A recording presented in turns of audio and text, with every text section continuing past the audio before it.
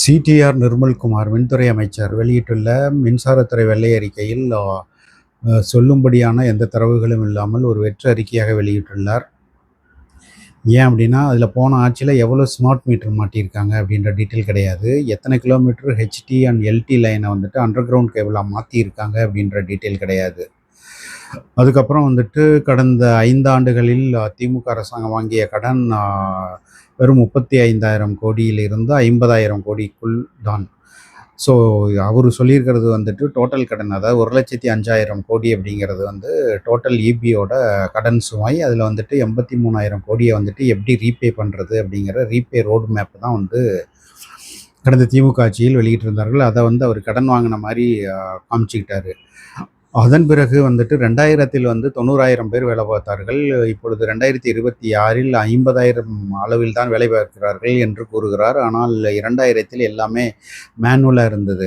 So 2000 நம்மளால் வந்துட்டு ஆன்லைனில் இபியோட ஃபீஸை வந்துட்டு பே பண்ண முடியாது. டைரெக்டாக விசிட் பண்ணி தான் பே பண்ணணும். 2000 வந்து பே பண்ணாதவங்க ஃபீஸ் கேரியரை டைரெக்டாக வீட்டுக்கு வந்து தான் கழட்டிட்டு போகணும். பே பண்ண முடிஞ்சோன்னா மறுபடியும் லைன்மேன் வந்து வீட்டுக்கு வந்து மாட்டி விடுவார். ஆனால் இப்போ அந்த மாதிரிலாம் கிடையாது. நீங்கள் இபி பில் பே பண்ணல அப்படின்னா ஆட்டோமேட்டிக்காக கட் ஆகிடும். இபி பில் பே பண்ணோன்னா அடுத்த ½ அன் ஹவரில் வந்துட்டு கரண்ட் ஆட்டோமேட்டிக்காக ஆன் ஆகிடும். இன்றைக்கி மோஸ்ட் ஆஃப் த லைன்ஸ் வந்து ஆட்டோமேட்டட் ஆக்கிட்டாங்க. ஸோ நீங்கள் பவர் ஸ்டேஷனில் போய் பார்த்தீங்க அப்படின்னா ஒரு எம்ப்ளாயி அல்லது 2 எம்ப்ளாயி தான் இருப்பார்.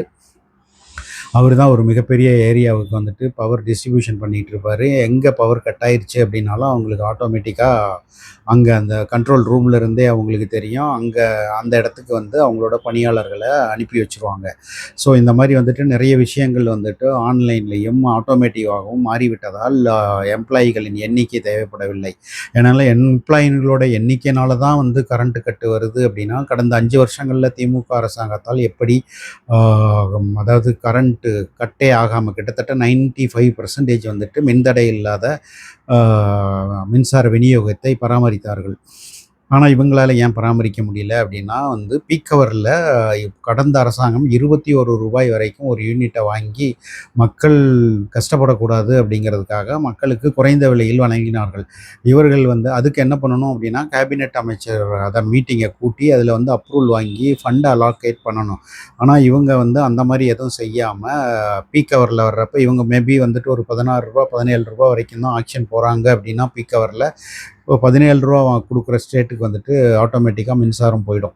ஸோ அப்படிங்கிறப்ப இவங்களுக்கு கிடைக்காதுங்கிறதுனால மின் கட்டுப்பாடு வந்துட்டு நிலவிக்கிட்டு இருக்குது இவங்க ஆட்சியில். ஸோ கடந்த ஆட்சியில் அவங்க எவ்வளோ ரூபாயாக இருந்தாலும் வாங்கி கொடுத்தாங்க. அதுவும் ஒன் ஆஃப் த ரீசன் வந்துட்டு கடன் சுமை ஏறுறதுக்கு. அதர்வைஸ் வந்துட்டு திமுக அரசாங்கம் கிட்டத்தட்ட 1300 கிலோமீட்டருக்கு வந்துட்டு ஹெச்டிஎல்டி லைனை வந்துட்டு அண்டர் கிரவுண்டாக மாற்றிருக்காங்க.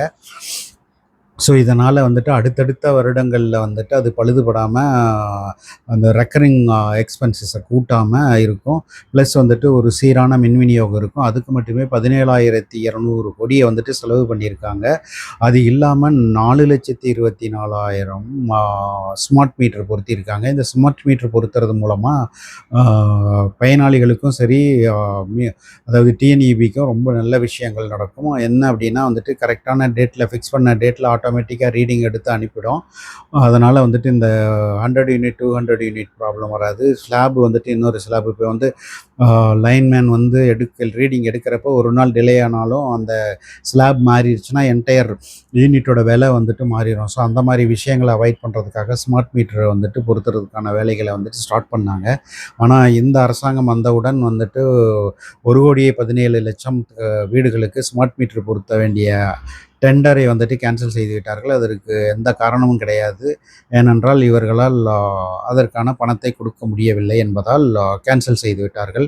இதனால் மறுபடியும் manual reading again it will lead to slab change மாறி, ஏன்னா ஸ்லாப் சேஞ்ச் மாறணுங்கிறதுக்காகவே இந்த ஸ்மார்ட் மீட்டரை வந்துட்டு இவங்க கேன்சல் பண்ணியிருக்காங்க. இப்போ 200 யூனிட் அனௌன்ஸ் பண்ணியிருக்காங்கல்ல, இப்போ நீங்கள் 500 யூனிட்டுக்கு மேலே 2 நாள் கழித்து வந்துட்டு ரீடிங் எடுத்தால் 500 யூனிட்டுக்கு மேலே போயிடும். ஸோ ஆட்டோமேட்டிக்காக நீங்கள் அந்த 200 யூனிட் ஸ்லாப்லேருந்து அடிபட்டுருவீங்க, அதாவது விடுபட்டுருவீங்க.